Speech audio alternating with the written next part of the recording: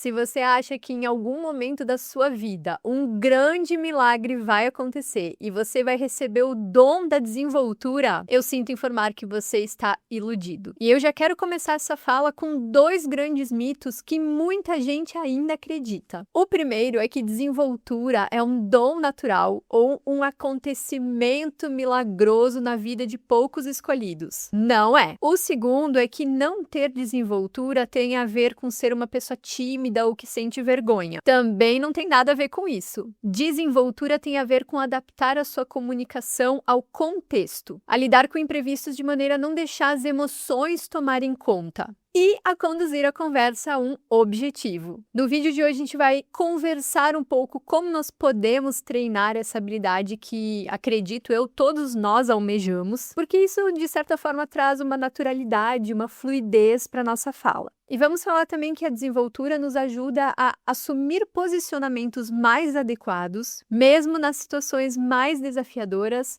sem nos deixarmos abater pela insegurança. Muito prazer, eu sou Camila Girardi e por aqui eu falo sobre um superpoder chamado comunicação. Eu também falo sobre neurociência, inteligência emocional e tudo aquilo que nos permite comunicar com mais clareza, com mais confiança e, claro, com mais naturalidade. Então, se você gosta desses assuntos, já se inscreve aqui no canal e ativa aí o sininho para não perder nenhuma novidade.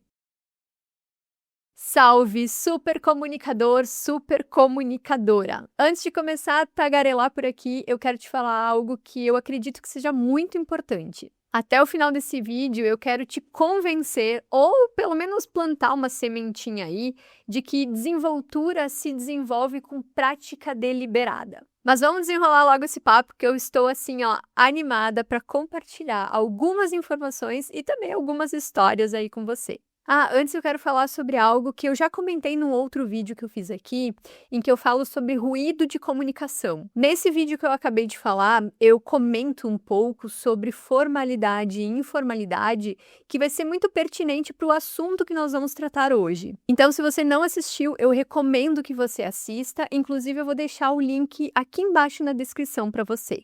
Eu não vou me alongar sobre explicação com relação a ruído aqui, porque o que eu quero de fato trazer para o nosso papo é a questão da adaptabilidade, ou seja, quando usar a formalidade e quando usar a informalidade. Quando eu fazia faculdade, eu sou formada em letras, a minha professora de linguística falava insistentemente isso que eu vou compartilhar aqui com você, que um bom comunicador não é aquele que faz uso de vocabulário rebuscado e também não é aquele que estrutura a sua fala empregando rigorosamente as regras da gramática normativa.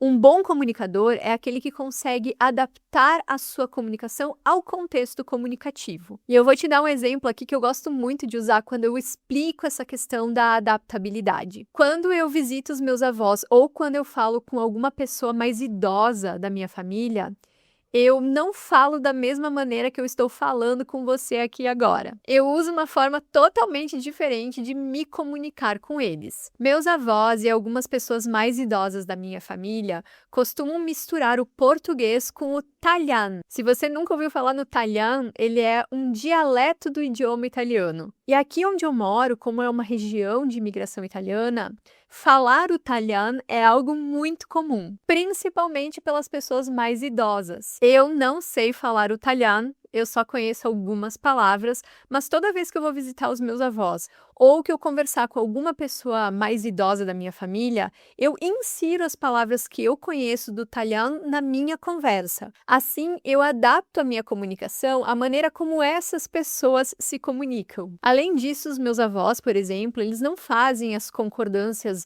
verbal e nominal de acordo com a gramática normativa. E embora eu conheça muito bem as regras de gramática, eu também não faço essas concordâncias quando eu estou conversando com eles, porque dessa forma eu consigo criar, assim, uma proximidade. É uma espécie de rapport que eu faço aí, porque eu adapto a minha comunicação à situação comunicativa, falando da maneira como aquelas pessoas falam. Outro exemplo é quando eu trabalhava com adolescentes. Eu sempre procurava estar por dentro das gírias mais comuns, das que eles mais utilizavam, para eu poder criar um tipo de conexão ali. Já quando eu defendi a minha dissertação de mestrado, eu cuidei o máximo possível para não falar nenhuma gíria, falar todas as concordâncias e, claro, me expressar da maneira mais técnica possível, me adaptando dessa forma ao contexto acadêmico. Um bom comunicador precisa, antes de mais nada, conseguir ser capaz de se adaptar ao contexto comunicativo. E para isso, ele precisa também aprender a falar a linguagem da audiência. Para isso, é fundamental que nós saibamos fazer a leitura do nosso público. E como que faz essa leitura? De duas formas.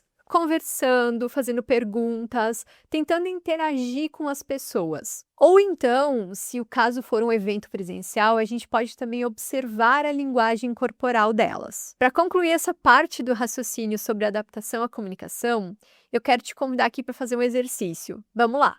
Pega papel e caneta ou abre o bloco de notas do seu celular aí. Agora escreve alguma coisa da sua área do conhecimento, mas de uma forma bem técnica. E assim, aproveita para usar todos os termos técnicos e todas as palavras difíceis que você tem aí no seu repertório. Pode escrever umas 10 linhas no máximo, que tá mais do que bom. Pausa aí o vídeo e faz isso agora. Fez? Então, vamos para a segunda parte desse exercício. Agora, pega aí essa explicação que você escreveu e tenta reescrever pensando que você precisa explicar esse mesmo conteúdo para adolescentes de 12 anos. Para isso, essa explicação tem que ficar muito acessível. Ficou bem mais difícil, né? Isso porque simplificar pode ser muito desafiador. Mas uma coisa eu posso te garantir: depois que você fizer esse exercício, você vai entender duas coisas de forma prática. A primeira é que sempre dá para simplificar uma mensagem independentemente do conteúdo. A segunda é que você é sim capaz de adaptar a sua comunicação, a sua mensagem ao contexto comunicativo, basta treinar. Se você fez esse exercício enquanto você estava assistindo aqui esse vídeo e pausou para poder fazer, deixa aqui nos comentários como é que foi essa experiência de fazer uma adaptação. E se você fizer isso depois, não esquece de voltar aqui para me contar como é que foi. Lembrando que adaptar o nosso discurso, a nossa fala, a nossa mensagem à situação comunicativa requer treino, erro, repetição, aprimoramento. Caso contrário, é muito improvável que você desenvolva essa habilidade. No entanto, eu preciso te alertar que mesmo que você desenvolva essa habilidade de se adaptar ao contexto comunicativo, imprevistos sempre podem acontecer. E saber lidar com esses imprevistos sem perder a compostura, sem deixar que as emoções tomem conta, é algo muito importante da gente fazer. Mesmo conseguindo nos adaptar ao contexto comunicativo, sempre pode acontecer de, por exemplo, alguém fazer uma pergunta inesperada ou embaraçosa, a gente pode perder o fio da meada, ter um branco, ou até mesmo ter que enfrentar uma objeção. É importante saber que nesses momentos, inevitavelmente, o nosso emocional vai gritar mais alto. O Daniel Goleman, no livro Inteligência Emocional, ele fala sobre isso. Ele diz que quando as nossas emoções tomam conta, o nosso racional perde totalmente o efeito. E quando nós passamos por situações assim, acontece o que o Goleman fala lá no livro dele, ele chama de sequestro da amígdala. Ou seja, nós acabamos agindo pelos instintos que são despertados pelas nossas emoções. E isso pode dificultar muito a retomada do controle da situação. O que eu quero dizer aqui é que travar quando nós estamos sob pressão é muito normal. Mas o que a gente precisa aprender é a retomar as rédeas o quanto antes. Para isso, praticar ter equilíbrio emocional é fundamental. Quando eu tinha 5 anos, eu comecei a fazer dança. Eu dancei até os 30 quando eu decidi que estava na hora de pendurar as sapatilhas. Inclusive agora, uma curiosidade bem aleatória sobre mim, nada a ver com o vídeo, mas eu fiquei com vontade de contar. Eu fui bailarina profissional por algum tempo. Fofocas sobre a minha vida à parte. Como eu tive contato com a dança por muitos anos, eu aprendi coisas muito valiosas para a vida e eu quero compartilhar algumas aqui com você. A dança me ensinou que para que eu pudesse dançar muito bem uma coreografia, eu precisaria ensaiar essa coreografia muitas e muitas vezes, incansáveis vezes. E mesmo assim, existem situações em que durante uma apresentação no palco, mesmo que você saiba a coreografia, que você se sinta seguro e confortável, existe a possibilidade de errar. A dança me ensinou que eu tenho escolhas e que eu posso escolher não desistir no meio de uma coreografia. Mesmo que eu erre ou que eu caia no chão enquanto eu tô me apresentando na frente de 500 pessoas, o que aconteceu comigo. Mas o que eu preciso fazer é só me erguer e continuar dançando. Com esses exemplos, eu quero te dizer que tá tudo bem a gente errar ou trocar, fazer alguma confusão enquanto a gente está no meio de uma fala. A conversa precisa continuar. E você só vai conseguir dar andamento a ela se o seu emocional permitir. E é por isso que nós não podemos deixar chegar na parte em que o emocional tomou conta. Para isso, existem várias técnicas. Na minha mentoria, por exemplo, eu ensino técnicas mais direcionadas para cada caso, mas aqui eu vou te ensinar duas mais gerais que já vão ajudar bastante. A primeira técnica é, em uma situação comunicativa, você induzir o seu público a tirar o foco de você. E como faz isso? Com uma simples pergunta. Por isso é essencial que você já tenha uma pergunta formulada, uma pergunta genérica, que você pode aplicar em qualquer situação. Ela vai servir como uma carta na manga para que você utilize no momento em que o emocional está tomando conta. Por exemplo, você pode dizer ao público algo como isso que eu vou compartilhar aqui com você. Nesse momento, eu gostaria que vocês fizessem uma breve reflexão sobre tudo aquilo que nós conversamos até agora. Enquanto as pessoas se dedicam tempo para pensar em tudo aquilo que a gente conversou até agora, você ganha tempo para se recompor. A segunda é uma atitude muito corajosa e muito digna de admiração. É quando, em alguma situação imprevista, você se permite ficar em silêncio por alguns instantes. E isso vai te permitir se recompor para conseguir pensar. Além dessas duas práticas que eu falei aqui para você, tem uma terceira que, de certa maneira, auxilia as outras duas anteriores. Só que essa aqui requer uma prática constante. É a respiração consciente. Eu vou sugerir aqui um exercício que vai ajudar muito nessas questões que a gente acabou de discutir agora. Grave você mesmo, é só para você, ninguém vai ver esse vídeo. Grave você mesmo respondendo uma pergunta que você acha difícil ou que você acha embaraçosa. Isso ajuda o cérebro a se acostumar a lidar com situações que nos tiram do prumo. Eu nem acredito que eu vou contar essa história para vocês, mas eu lembro que quando eu tive a experiência de dar aula para crianças de um 4º ano, um aluno que na época tinha mais ou menos uns 8 anos, ele me perguntou o que era um ménage à trois. Eu nem sei se é assim que fala. Lembrando que já faz muito tempo que isso aconteceu e que naquela época as crianças não tinham, assim, acesso a conteúdo da forma como elas têm hoje aqui na internet. Na hora eu respirei, tentando não mostrar que eu fiquei extremamente nervosa. E olhando para ele, tentando assim, né, manter a compostura, respirando com calma, fazendo aquela maior cara de paisagem para ganhar tempo para me recompor, eu perguntei para ele onde é que ele tinha ouvido aquela expressão. E ele me respondeu, foi numa música. Então eu disse a ele que eu não sabia o significado porque a expressão me parecia não estar no nosso idioma e que eu precisaria num primeiro momento ouvir a música, descobrir o nome dela para poder pesquisar a letra, para depois fazer uma outra pesquisa para descobrir em que idioma estava aquela expressão, para depois tentar traduzir, para depois tentar descobrir o significado e que talvez a gente jamais entenderia esse significado porque poderia ser uma gíria muito específica de um local muito específico. Ou seja, eu dei uma boa de uma enrolada, até que ele percebeu que não ia conseguir a resposta de uma forma rápida e fácil e me disse, prof, deixa assim, vai demorar muito. E assim eu fiz com que ele desistisse de me perguntar sobre aquilo. Com esse exemplo, eu quis mostrar aí pra você uma maneira de responder uma pergunta embaraçosa, coisa que eu fiquei craque em fazer depois que eu passei tantos anos em sala de aula. E você não faz ideia de tanta pergunta embaraçosa que eu já ouvi. Mas vamos deixar esse assunto morrer aqui. Nós já falamos sobre adaptação ao contexto, controle emocional. Agora vamos falar sobre o terceiro aspecto, que é conduzir a conversa ao objetivo que nós estabelecemos. Porque não adianta a gente adaptar nossa comunicação, manter a calma, se a conversa perder o rumo. Quando nós não temos clareza com relação à direção da nossa conversa, perder o rumo é algo muito rapidinho.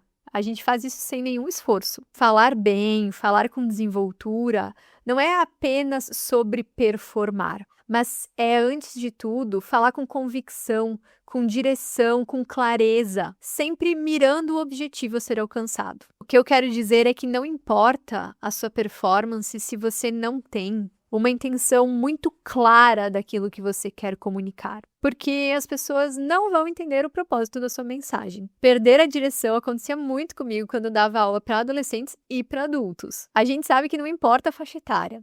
Aluno gosta muito mais de ouvir conversa aleatória do que aquilo que eles realmente precisam aprender. E muitas vezes a conversa aleatória é muito bem-vinda, só que depois é preciso retomar para o objetivo. Eu apanhei muito no meu início de carreira como professora para conseguir retomar o contexto depois de um momento de desvio. E eu confesso que às vezes eu mesma provocava esse desvio. Às vezes para fazer um comentário engraçado, ou até mesmo para contar alguma história que tinha algum tipo de conexão com aquilo que eu estava ensinando, mas depois esse desvio acabava tomando outra proporção, porque todo mundo queria falar alguma coisa, e aí eu não conseguia mais retomar para o assunto da aula. E depois, trabalhando mais no meio corporativo, eu percebi que isso não acontecia só comigo lá na sala de aula. Em reuniões de equipe, por exemplo, desviar o foco do assunto, do objetivo, é algo muito comum. Muitas vezes, quem estava conduzindo a reunião de equipe não conseguia retornar à pauta porque alguém fez algum comentário que deu origem a outro e assim sucessivamente. Como eu disse, depois de muito treino, de muitas tentativas e muitos erros, eu aprendi que quando a gente perde a direção numa conversa, nós podemos usar uma estratégia que é muito eficiente para retornar aquilo que nós estávamos falando, ao nosso objetivo. Quer dizer algo como isso que eu vou compartilhar aqui com você agora. Pessoal, eu sei que a gente desviou aqui um pouquinho do assunto, mas agora eu preciso que vocês realmente retornem aqui comigo, porque eu preciso terminar esse raciocínio que é realmente importante. E aí, continua em direção ao objetivo da conversa. Quando eu aprendi que era só falar isso e que na grande maioria das vezes eu conseguia quase que imediatamente retomar o controle da situação, mesmo em turmas de adolescentes, nossa, minha vida melhorou demais. Assim como adaptação ao contexto e inteligência emocional, manter o direcionamento da conversa para atingir um objetivo é algo que a gente treina. Uma sugestão que eu deixo aqui para você é a seguinte: antes de uma conversa importante, tente escrever em uma única palavra ou em uma única frase qual é o objetivo dessa conversa. É alinhamento? É melhorar o relacionamento da equipe? Feedback?